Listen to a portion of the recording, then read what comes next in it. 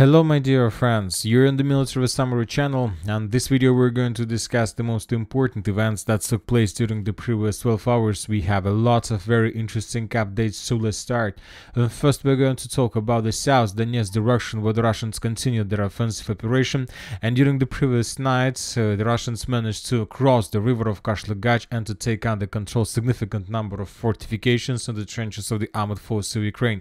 We're talking about this part. As you can see, we have changes on the ground, and the most important, the changes on the ground were completely confirmed by different geolocations. So the Russians took under control this small bridgehead. Let's take a look at the video. In this video that was published by the Russian sources, we can see the movements of Russian convoy with a significant number of armored vehicles. The Russian convoy was had a few tanks, a few personal carriers, and significant number of infantry.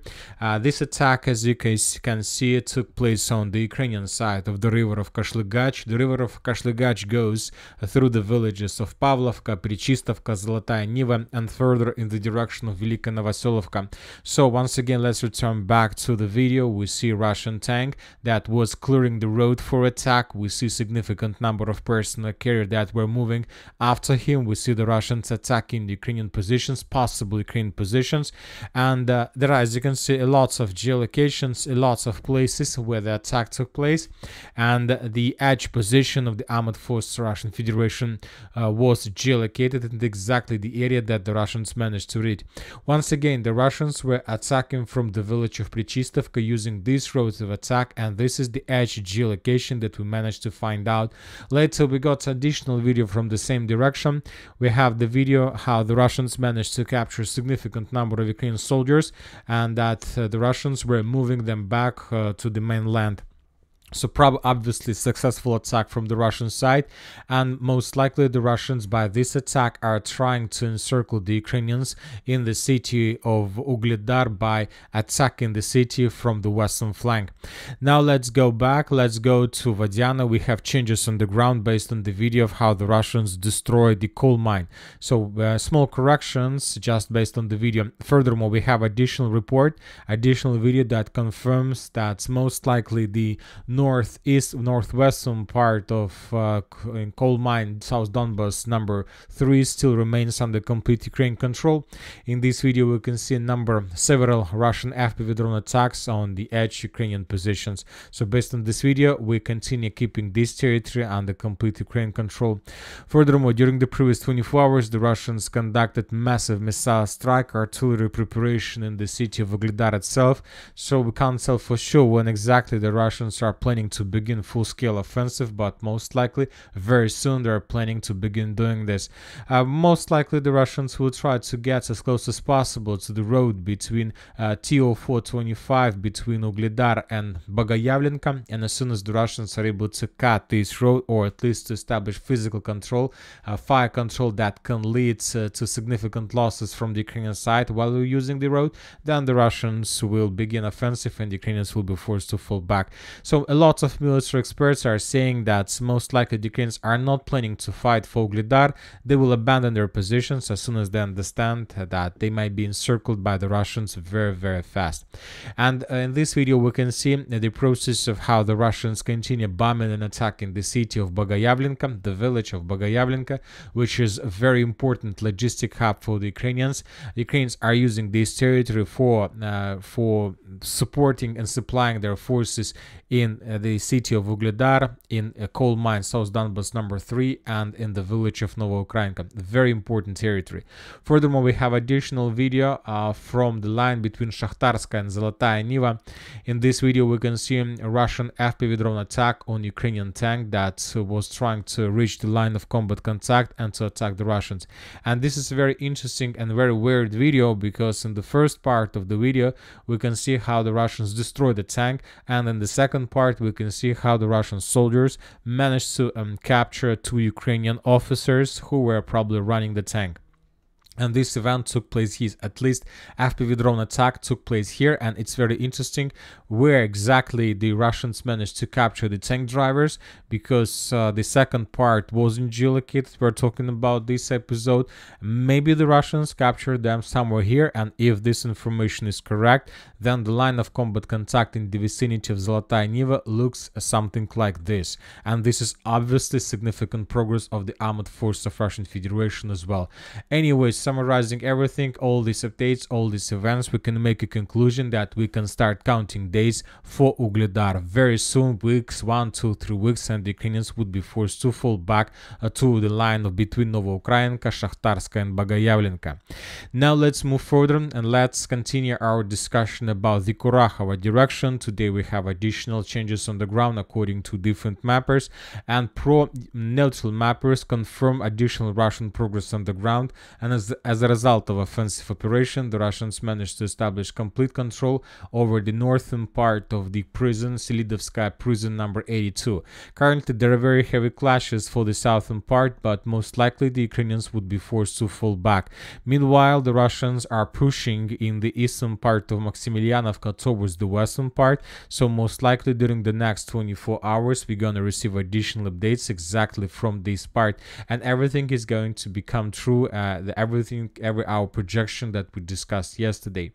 Now let's move further and let's talk about the line between Selidova and Girnik. Today, pro-Ukrainian neutral mappers confirmed additional progress on the ground.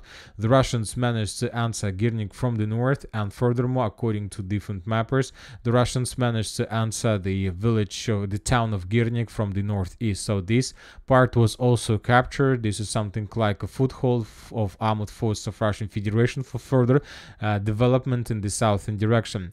Very interesting updates are coming from the coal mine. We discussed yesterday that this territory was captured by the Russians, and today on the 21st of September we got confirmation from pro-Ukrainian mappers. So summarizing everything, as a result of clashes during the previous few days, the Russians managed to take this territory under complete control.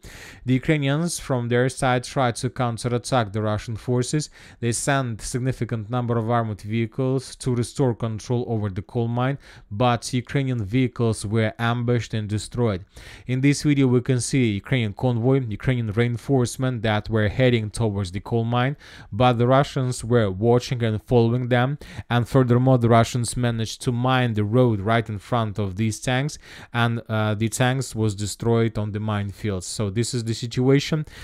Currently we don't have the video with the flag in this coal mine or Russian presence, so we are going to keep this territory as contested area, but most likely the territory was captured indeed, and during the next 24 hours we will improve these positions in Russian favor.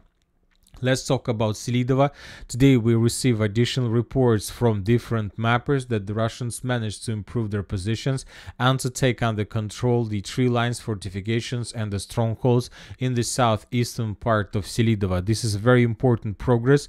Most likely during the next few days the Russians will be able to take under control the eastern part of Selidova. This one because the Ukrainians, if they continue staying there, they will suffer significant losses due to being semi-encircled by the Russians from the north, from the east and from the south.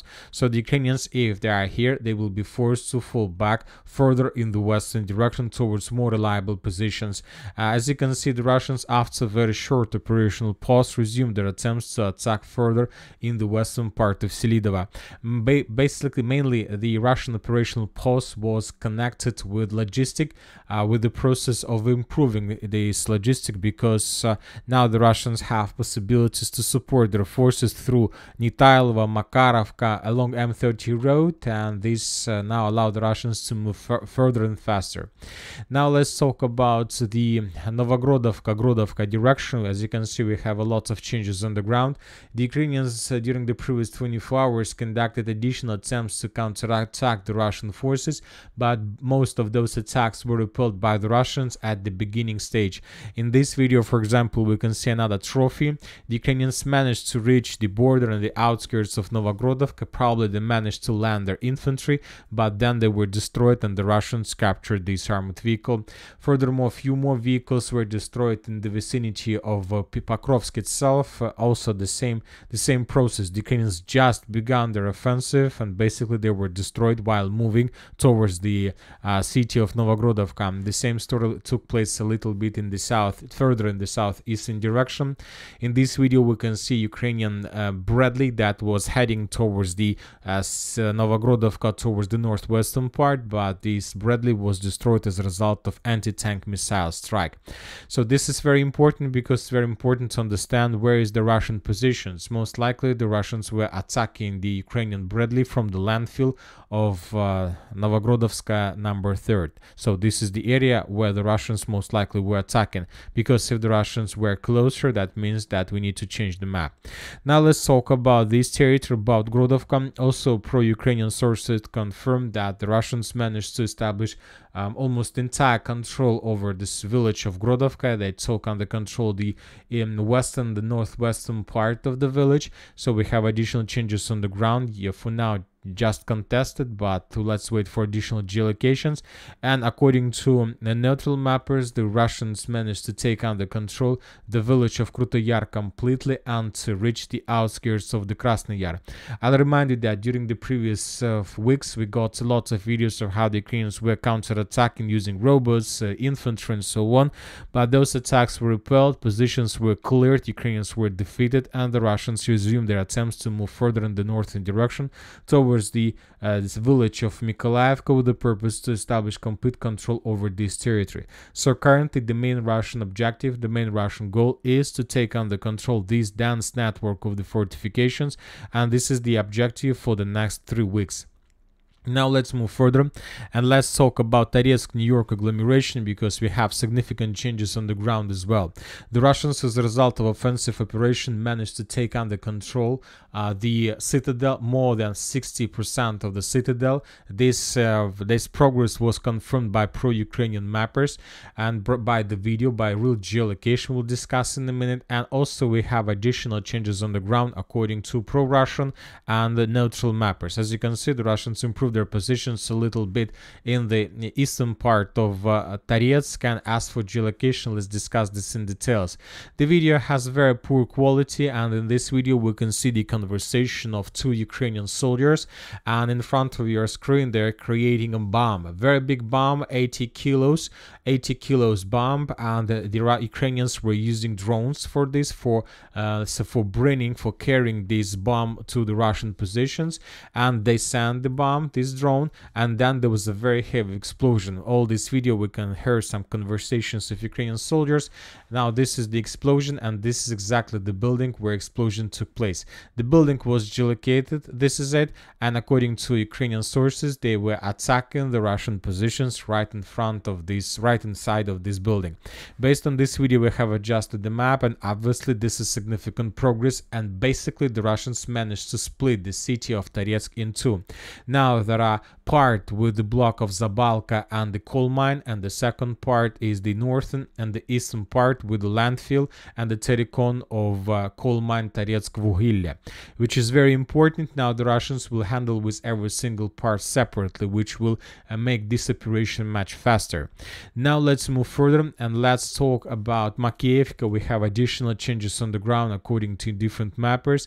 The pro-Ukrainian sources confirm complete control over the village. There are very heavy clashes. The Russians continue concentration of their forces before moving further in the southern and in the western direction. Most likely during the next few weeks there are going to be very heavy clashes, and the Russians will try to take under control the village of Nevska by attacking this territory from the north and from the south. As for the northern Kupiansk direction, we haven't received anything special, just small reports about additional Russian progress to the west of Peshchano without any changes in for different mappers. Now let's talk about Volchansk direction. During the previous 24 hours, the Russians conducted a number of attacks towards the Ukrainian positions in the village of Tikha, and this attack was geolocated. The Russian sources published the video of the Ukrainians In this video, we can see Russian attack. Significant number of armored vehicles were moving in the southern direction from the Russian positions towards the village of Tikha. The Ukrainians were trying to slow the Russians down, to attack them. And in the final episode, we can see the Russians landed in the area and began clearing operation inside of the territory of the village. So most likely during the next few days, the Russians will be able to secure the village completely. And this is going to be a significant victory for the armored force of Russian Federation. Then the Russians will be able to cross the river Vovcha and to begin clashes for Vovchansky Hutor and Pokalinya. Now let's move further and let's talk about the Kursk offensive. Today we have additional changes on the ground according to different mappers, and today the neutral mappers confirmed the Russian progress in direction of the village by the name of Sverdlikova. The Russian sources reported about this progress yesterday, and now we see that different mappers begin the confirmation process, which is very important. If the Russians, we've been discussing this situation for many times, if the Russians are able to take under control Sverdlikova and to move further in the eastern direction towards Lebedevka, then this is going to be the beginning of the Sudzha cauldron, and we can start counting days when the entire direction collapse under the Russian pressure and significant number of Ukrainians to be encircled. As for the other directions of Sudzha area, we have a lot of significant number of FAB strikes all over the entire line of combat contact, lots of explosions. Ukrainians suffer losses, but as for now they can't do anything.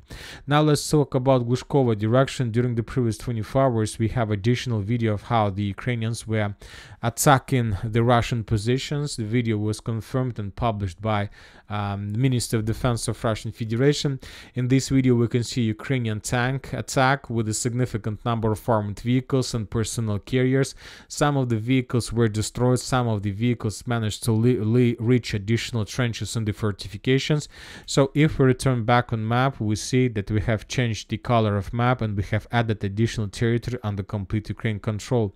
So once again, the Ukrainians were attacking something like this, and this is the edge point, the edge tree line that the Ukrainians managed to get and to take under control. So as you can see now, the Ukrainians are focused to encircle Vysyola from the south and from the east, and then to move to block the Russians in Vysyola, and then to move further in Glushkova direction. So this is the plan. And most likely today, the Ukrainians will continue implementing the plan in the real life. We'll see what is going to be next, but obviously all these attacks, Ukrainians suffer significant losses, and I have some doubts whether the Ukrainians are able to complete this mission. And that's it for today for the video. Military Summary channel reminds we condemn any violence in the world. Thank you for watching. Subscribe to my channel, put your likes, join my Patreon, and have a good day. Bye bye.